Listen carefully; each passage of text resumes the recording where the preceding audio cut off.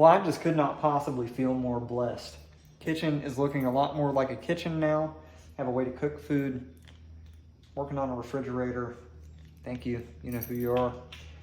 And yeah, so I went grocery shopping today. I've lived here for about 6 weeks, maybe 7, and pretty much only gone and gotten the things that I needed to survive. So today I did some grocery shopping. So how much in groceries can you get for 100 American dollars in Costa Rica? Let's see.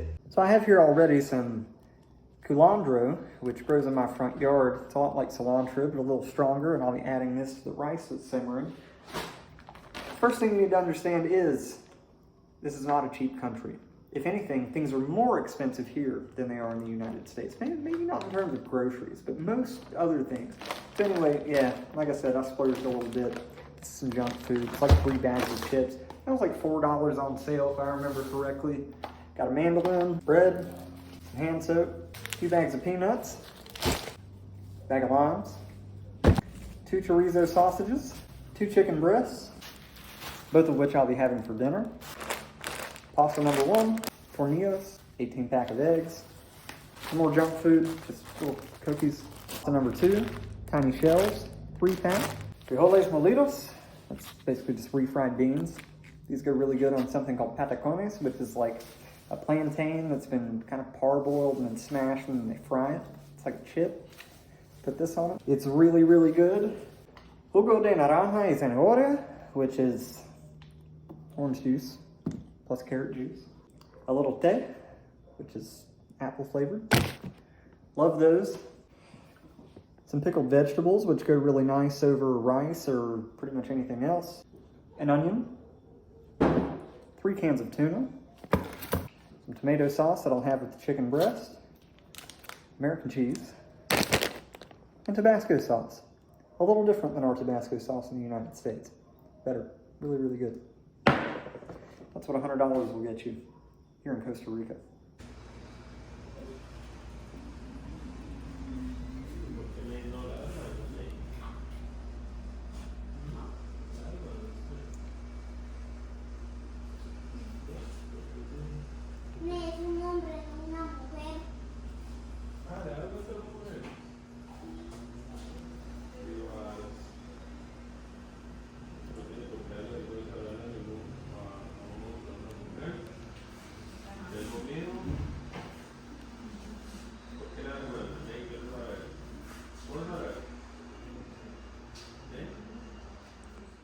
As of right now, I have spent 8 days painting this mural, and I have 65 hours in it.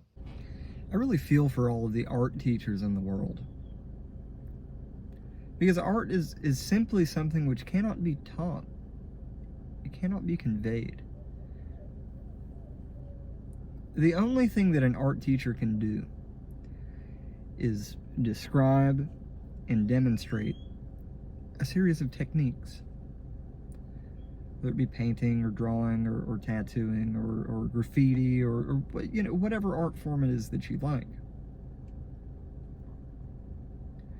But every once in a while, a student will come along that has it already, but they don't have the technique. Art is subjective, first of all. I mean, there are people that just produce what I consider to be garbage, but then again, I like to make abstract art, and I'm sure there's plenty of people that think that my stuff is garbage, at least in that vein. Hell, I'm sure there's people that think all of my stuff is garbage. But for every person that comes along and says, man, what a piece of crap that is, somebody will come along and be like, wow, that's so stunning. How beautiful. And it always looks like, at least to me, it always looks like complete crap until it's finished. There will come a time, no matter what kind of a piece I'm working on or what medium I'm using or what the canvas is, it makes no difference. I will, about halfway through, look at it and say, I am a talentless hack and I should have never attempted this.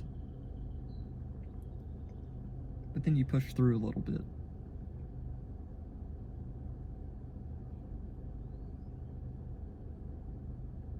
and you let it happen.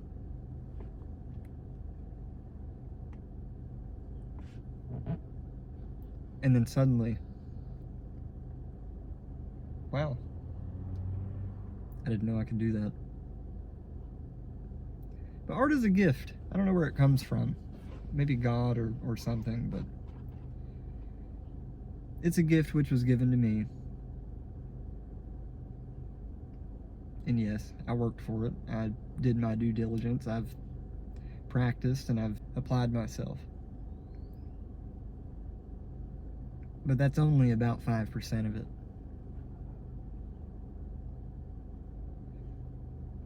It's a gift. Or the ability to sing, or to play music, or to dance well. I cannot dance to save my life. I can play music pretty well. These things are gifts.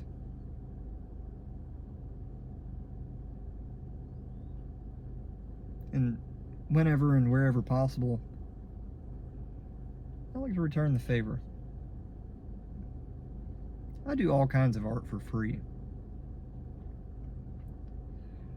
Or I'll make something, spend 2 months on it, just give it away. Not because it's worthless, but because I don't always have to sell a piece of art. Sometimes, it just happens. And then somebody comes along who seems to really enjoy it. Here. I did it once, I can do it again if I need to. But if it makes your day better, I'm happy to give it. But it can't be taught. I'll die on this hill. It can't be taught.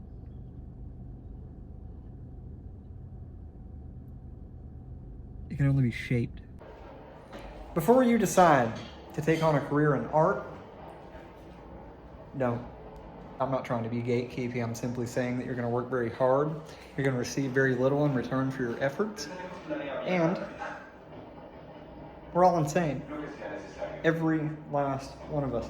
Did you know that if you tell somebody, when they ask you, well, what do you do for a living? Oh, I'm an artist. One of the follow-up questions will be, oh, what else do you do? Nothing.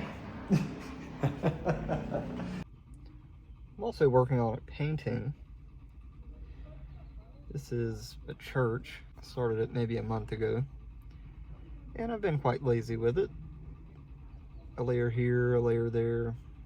You may eventually wake up one day and find yourself thinking, oh gee, this sucks.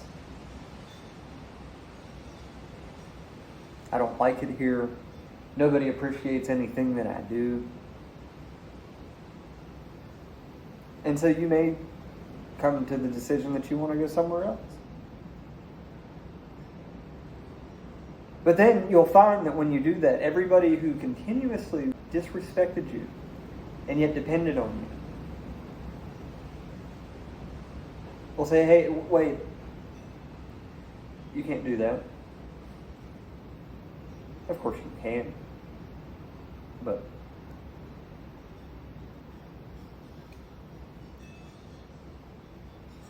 that's what they'll say.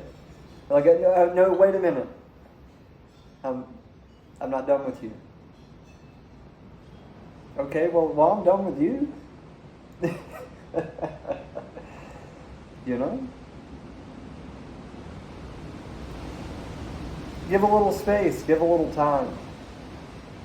Because maybe your absence is what is needed the most. It's pretty soon, they'll start to look around at themselves and be like, damn it, we needed him. Oh, I'm sorry. Did somebody need me? Oh, I sure as hell couldn't tell.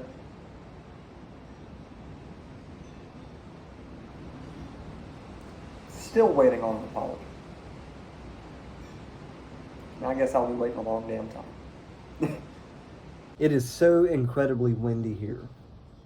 I mean, it is just going tonight. I don't know how fast the wind is moving, but it literally, the wind blows so hard that it will close a chain link gate. But you may also discover that you haven't been so much brought up to become an intelligent, autonomous, free person in the world, but rather that you've been trained, brainwashed, herded like cattle.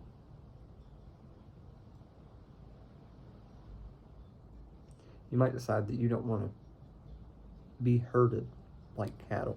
In the United States, freedom, that's the big thing, right?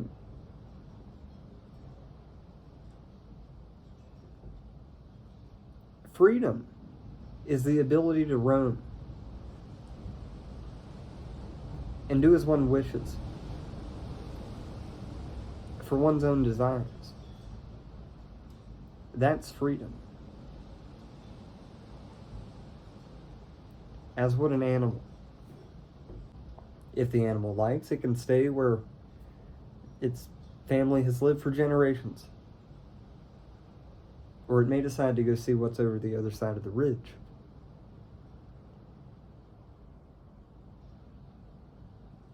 But that's freedom. Now you tell me, who in the hell in the United States has that freedom?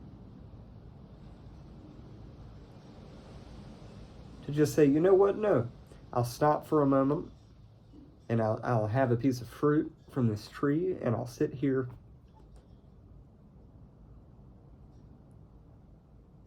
with no particular destination in mind. You tell me, who has that freedom? Aside from the few of us who have decided to step away from that or to break away from it if we have to.